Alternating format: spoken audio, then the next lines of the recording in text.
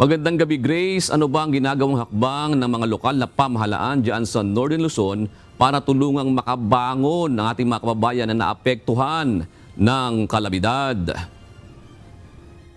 Yes, Jun, sa ngayon nga ituloy-tuloy pa rin ang isinasagawang relief operation sa mga apektadong residente dito sa Region 2 sa Cagayan Valley. Pangunahin na yung ilang may mga barangay din dito sa Ilagan City, Isabela, kung saan may 15 barangay ang isolated, kaya inaantay pang humupang tubig dito sa mga ilog para nga mabigyan ng ayuda ang mga residenteng naapektuhan ng pagbaha.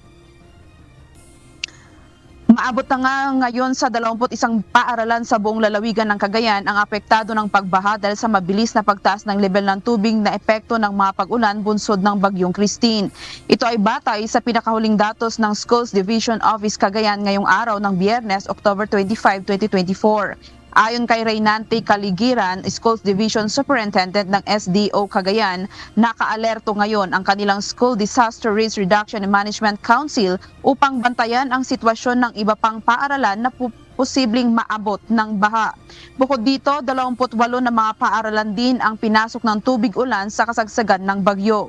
Samantala, mayroong 20 paaralan sa iba't ibang lugar sa Cagayan ang nagsisilbing evacuation center at pansamantalang tinutuluyan ng nasa 551 na pamilya na kinabibilangan ng 10,477 individuals, kung saan 441 sa mga ito ay pawang mga mag-aaral na nakasama sa mga inilikas.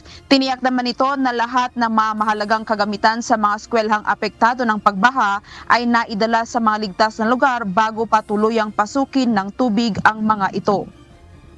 Samantala, humupa na ang tubig baha sa ilang bahagi ng Isabela Province matapos manalasa ang Bagyong Christine. Samantala, sa tala ng Iligan City Disaster Risk Reduction Management Office, tinatayang aabot sa 10,234 na pamilya na binubuo ng 34,144 na individual ang naapektuhan ng pagbaha sa 28 barangay sa nabanggit na lungsod. Malaking porsyento sa bilang ng maapektadong Ilagueños ay mula sa 15 isolated barangays na hindi mapasok ang madaan patungo sa kanilang mga barangay dahil sa pagbaha.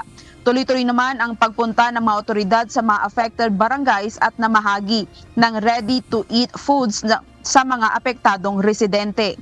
Nagpapatuloy rin ang pagre-repack ng mga relief goods at nagsimula ang pamamahagi nito sa mga residente ngayong araw. Sa ngayon ay nagsimula ng maglinis ang mga residenteng apektado ng pagbaha matapos unti-unting humupa ang tubig baha sa kanilang lugar. Samantala ay kinalungkot naman ng ilang mga residente sa pagkaanod at pagkalunod ng kanilang mga alagang baka sa bayan ng Dinapige sa Isabela Province. Kabilang sa mga residenteng namatayan ng baka ay mula sa barangay Bukal Norte at Dimalaude, kung saan nalunod ang mga ito sa pananalasa ng Bagyong Christine. Ayon sa mga barangay officials, nailagay naman umano ito sa ligtas na lugar ang maalagang baka, subalit naabot pa rin ito dahil sa pagtaas ng antas ng level ng tubig.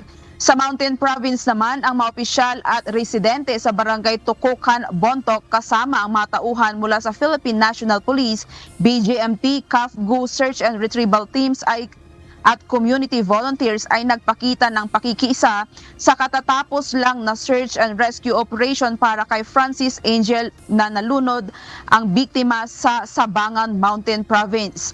Natapos ang paghahanap alas 11 ng umaga kanina nang nakuha ang bangkay ng nalunod na biktimang si Francis Angel mula sa Chico River sa pagitan ng Malitep, Balele at Gunugon. Nagsama-sama rin ang isang grupo ng mga babaeng volunteers upang maghanda ng pagkain at suportahan ang mga rescuer na nagpapakita ng pagkakaisa sa panahon ng kalamidad.